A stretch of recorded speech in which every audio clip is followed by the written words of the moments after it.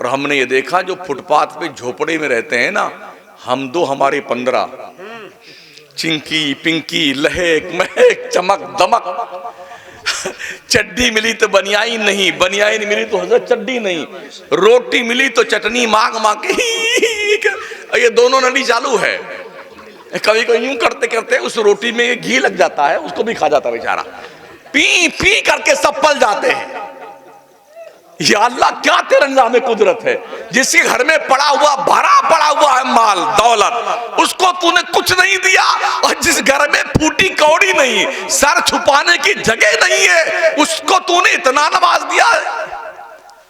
एक पार्टी के अध्यक्ष महोदय ने कहा था कि अब हम भी अपने बिरादरी से कहेंगे कि हम दो हमारे दो नहीं। तो हमने उसी गुजरात में कहा था ये ताकत तो सिर्फ अल्लाह ने मुसलमानों को दी है।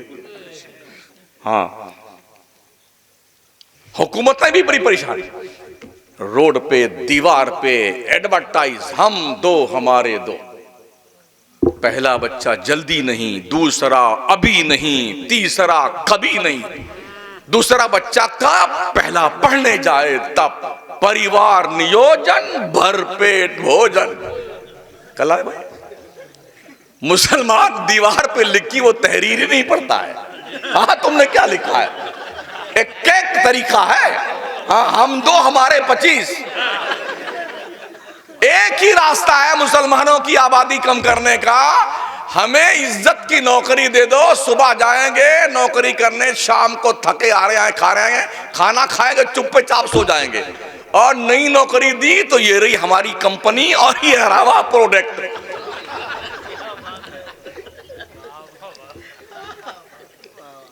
मेरे नबी ने फरमाया तज़व्वजुल वदूदल वलूद फ़इन्नी मुकासिरुम बिकुमुल उमम, शादी ऐसी औरत से करो जिसके बच्चे ज्यादा पैदा हो।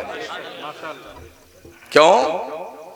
आका फरमाते हैं हशर के मैदान में सारे नबियों की उम्मतों की लाइन लगेगी, 120 लाइन टोटल होगी। आका फरमाते तन्हा मेरी उम्मत की लाइन 80 होगी, 40 में सब होंगे। हम क्यों दीवार की तहरीर पढ़े, हम दो हमारे दो, हमने तो यही पढ़ा है। वजुल वदूदल वलूद फ़इन्नी मुकासिरुम बिकुमुल उमम, 80 लाइन की तैयारी में हम हैं। दुनिया की सबसे कीमती चीज का नाम औरत है,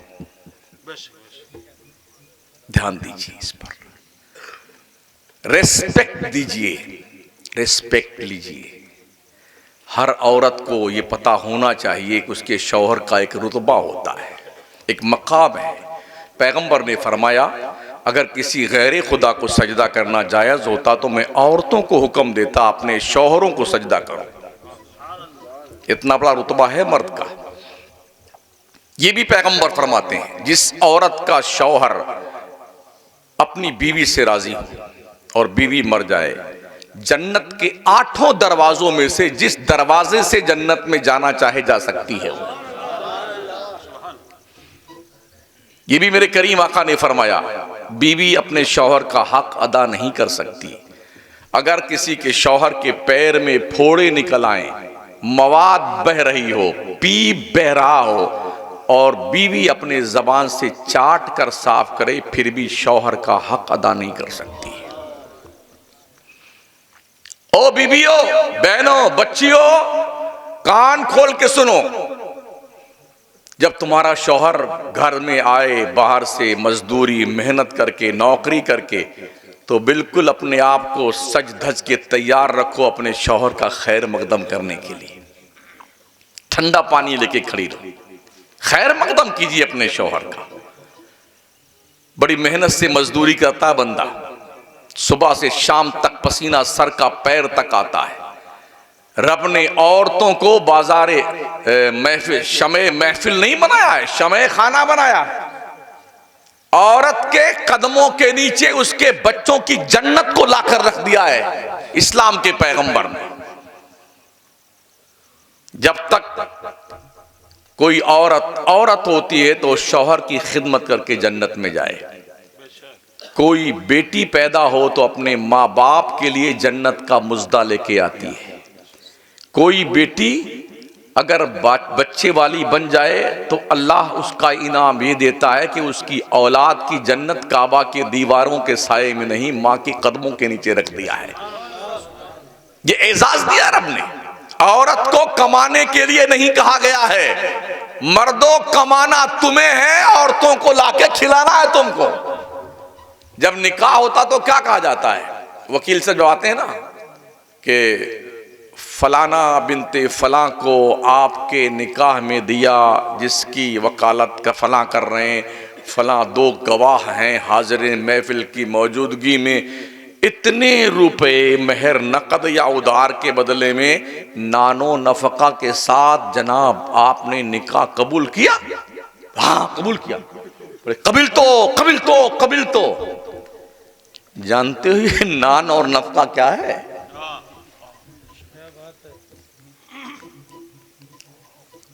शुक्र मनाओ औरतों के पास इल्म नहीं है। जिस दिन इनके पास इल्म आ जाएगा ये उंगली पे नचाएंगे आपको। ध्यान रखना इस बात का। नान रोटी खाना पीना इसकी जिम्मेदारी तुमने निकाह करते वक्त कबूल की है, और रोज का खर्चा बीवी को दीजिए। अगर औरतें अपने शौहर के जेब से चुपके से पैसा निकाल लें तो ये चोरी में नहीं दाखिल होता, ये उसका हक है। हमने गुजरात में तकरीर की धौराजी में, ये औरतें इस तरह अगर कर सकती हैं तो कर लें, और अपने शौहरों के जेब से पैसा निकाल दें जिनका खर्चा शौहर नहीं देता है। 10 दिन के बाद 10 फोन आए, अरे हजरत क्या मसला बता दिया। हमने हुआ क्या? कहा रोज जेब साफ हो जाती है। हमने कहा और खर्चा ना दो बीवियों को। तो तुमने एक्सेप्ट किया है बड़ी महफिल में, रोटी खर्चा भी देंगे पैसा भी देंगे नकद, दिन भर का खर्चा उसको दिया करो। लेकिन औरतों से गुजारिश है, आपके शौहर की जो आमदनी हो उसी आमदनी में अपने दिन भर और महीनों को मैनेज करना सीखो। अगर शौहर की आमदनी कम है उसी में जिंदगी गुजारिए, अल्लाह और तौफीक देगा, ज्यादा कमाई बरकत होगी, उस साथ से खर्च कीजिए। लेकिन जब तक ये कंडीशन नहीं है तो शौहर के ऊपर बेजा बोझ मत डालो। इज्जत करो, उसी में मैनेज करना सीखो। कोई जरूरी नहीं। हालत ये है, हमने देखा है कि शौहर की 10,000 की तनख्वाह महीने की है और खर्चा 15,000 का महीने का है। एक एक जोड़ा हज्जन का 5,000 में आता है, उसी से मैच खाने वाली सैंडल भी होनी चाहिए। यानी अंगूठे से लेके सर तक सारा जोड़ा बिल्कुल मैच खाता हुआ। जैसे हमने कुछ शायरों को देखा, जूता भी उसी रंग का होता है, कुर्ता भी उसी रंग का होता है, पैजामा भी उसी रंग का होता है, उसी पे रुमाल उसी रंग का, और टोपी भी उसी रंग की। दो भी कभी दो लोग तशरीफ लाते हैं और दोनों का कपड़ा एक जैसा सेम होता है। दुग्गी और तिग्गी चलने लगी है। हाँ 3 अबे कव्वाल बन जाना सीधे, नाथ खाना बना हुआ है। तो 10,000 की आमदनी शौहर की, और बेगम का हाल यह है कि उनका खर्चा नहीं मिला। आज फेयर एंड लेवली चाहिए, कल बोरोलीन चाहिए, बोरोपलक चाहिए, वो अलग से इतना बड़ा पता नहीं क्या आता है, वो यूं निकाल करके उसमें यूं करके यूं लगाया जाता है। हाँ वो कभी कभी मोबाइल में एडवर्टाइज आता है ना, वो ही देखा हमने भी कभी कभी। तो ये बहुत पैसे का खर्चा होता है। यानी अगर सिर्फ मेकअप का बेगम का सामान लाया जाए तो हजरत की 10,000 गायब। अच्छा आप सोचिए, जब आम आदमी का यह हाल है तो क्या इमाम साहब की बीवियां नहीं होती हैं? बोले इमाम साहब आपसे पहले जो इमाम साहब थे उनको तनख्वाह हम 7,000 देते थे, आपको 7.5 देंगे, तो ये 10,000 का मेकअप सामान कहां से आएगा इमाम साहब का? यानी सारी कटौती यहीं पर कि इमाम साहब की तनख्वाह कम होनी चाहिए। एक बात सुन लो, अक्सरों बेशतर इमाम को लुकमा लगता है। एक दो से मैंने पूछा यार क्या बात है, बहुत लुकमा लगता, शिकायत तुम्हारी है। बोले हजरत क्या बताएं, जब नियत बांध लेते हैं चित 4 रकात की तो मस्जिद में हम नहीं रहते हैं। हमने कहा फिर कहाँ जाते हो?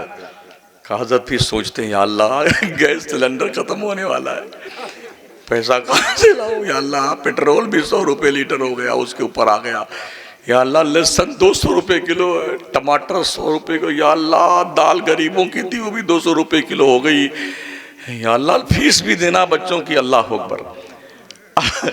हजरत याद नहीं रहता कि 3 रकात हुई कि 4 रकात हुई। तो कम से कम इतनी तनख्वाह आप अपने इमाम को दिया कीजिए कि वो नियत बांधने के बाद हजरत मस्जिद ही में रहा करें, बाजार न जाया करें। हाँ, तो एक खातून थी, बहुत लड़ती थी अपने शौहर से, हमें ये चाहिए, हमें ये चाहिए, हमें ये चाहिए। 12:40 हुए हैं, अभी मुझे शायद 40 मिनट हुआ तकरीर करते हुए, 52 हो गया। हाँ, मैं थोड़ा, मेरा कमजोर है। तो उसका नाम था जाकिर, उसके शौहर का। रोज लड़ती अपने शौहर से, मुझे ये चाहिए, मुझे वो चाहिए, मुझे फंक्शन में जाना है और अपने वहां शादी में जाना है, मैके में जाना है, फलाने में ढकाने में जाना है। बेचारा गरीब था, मजदूरी करता। हर आदमी की जो आमदनी रब ने रिज्क रखी है ना, रोजी पैसा मेहनत से नहीं मिलता है, मुकद्दर से मिलता है। अगर पैसा मेहनत से मिलता तो दस्तूर ये कहता है मजदूर ज्यादा मालदार होना चाहिए। लेकिन हमने देखा मजदूर दिन भर मजदूरी करता है, 500 रुपये दिहाड़ी पाता है, और सेठ साहब पैसा लगा करके एसी में बैठे हैं, लाखों कमाते हैं। एक ढेले की मेहनत नहीं की सेठ ने, कमाता ज्यादा हो, मतलब मुकद्दर में जिसके जितना लिखा है उसे उतनी रोजी मिलती है, मेहनत से रोजी का कोई ताल्लुक नहीं है। तो रोज लड़ती है अपने शौहर से, मोबाइल मुझे चाहिए, आईफोन चाहिए, फलाना चाहिए, डकाना चाहिए। एक दिन बेचारा कहा, बेगम अल्लाह तौफीक देगा, मेहनत करता हूँ और कभी ज़्यादा मिल जाएगा तो तुम्हारी ये ख्वाहिश पूरी कर दूँ। एक दिन आया तो खूब लड़ी बीबी उसकी, और पर्चे में शौहर ने कुछ लिखा उसकी ख्वाहिशात की तकमील के लिए, और तकिया के नीचे रख के चला गया काम करने के लिए। जब निकला घर से काम के लिए शौहर, तो बेगम क्या कहती, अल्लाह करे तेरा एक्सीडेंट हो जाए, मर जाए तो। और तो अपने जबान से इस तरह के अल्फाज किसी के लिए मत निकाला करो। कभी कभी कबूलियत का वक्त होता है, अल्लाह उसे कबूल कर लेता है। घर से निकला शौहर, 1 किलोमीटर गया होगा, किसी गाड़ी ने टक्कर मारी, गिरा और मर गया। खबर आई घर तक, बेगम साहबा भागती भी पहुंची, अरे जाकिर वापस आ जाओ, अब कुछ नहीं मांगेंगे। अब क्या करेगी, अब तो गए। इसलिए कभी भी जबान का इस्तेमाल गलत मत किया करो। अल्लाह ने इस जबान में हड्डी नहीं रखी है, मतलब जबान को बिल्कुल नम्र रखा है ताकि नरमी से बात की जाए। मगर आदमी इतना खतरनाक है हजरत, इसी जबान से ऐसी ऐसी बात बोल जाता है। वो एक फारसी का एक शेर है, लाला अरबी का, जराहातु सिनान लहा तयामु वला यल्तामु मा जरहल लिसानु। तलवार का घाव तो भर जाता है, जबान का मारा हुआ घाव नहीं भरता है। माफ कर दीजिए, करवा लीजिए, फिर भी दिल में कसक तो बाकी रहती, इसने बहुत सख्त बात कही है मुझे। इसलिए जबान को बहुत नरमी से इस्तेमाल करें। रब ने इसीलिए जबान में हड्डी नहीं रखी है। और ये भी ध्यान रखें, जबान जैसे गोश्त के एक लोथड़े को कुदरत ने बड़े मजबूत दरवाजों में बंद करके 32 दांतों के बीच में उसको रखा है ताकि लचर पचर ना करे जबान। 32 दांतों के बीच में उसके पहरेदारी में रखा है। लेकिन फिर भी जबान इतनी बदमाश है, कभी इधर कभी दांत के नीचे दब जाती है, हरकत से बाज नहीं आती। तो मेरे नबी फरमाते हैं, जो अपने जबान की और अपने शर्मगाह की हिफाजत की गारंटी दे दे, मैं उसे जन्नत की गारंटी देता। जलसों से कुछ सीखा कीजिए, अपनी जिंदगी में बदलाव लाइए। वाह वाह वाह वाह करने के लिए जलसे नहीं होते हैं जनाब। अब तक बेनमाजी थे तो नमाजी बन जाओ, ये जलसे का मकसद है। अब तक गाली बकते थे तो गालियां बकना बंद कर दो।